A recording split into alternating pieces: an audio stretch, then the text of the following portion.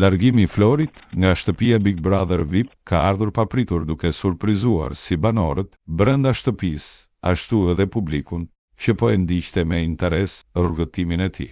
Sipas informacionit të bërë publik gjatë emisionit, arsyeja kryesore e largimit të Florit lidhet me familjen e tij, konkretisht me gjendjen shëndetësore dhe emocionale të djalit të tij. Edhe pse situata nuk është raportuar si emergjente, mungesa e gjatë e Florit kishte filluar të ndikonte ndjeshëm te familjarët e tij.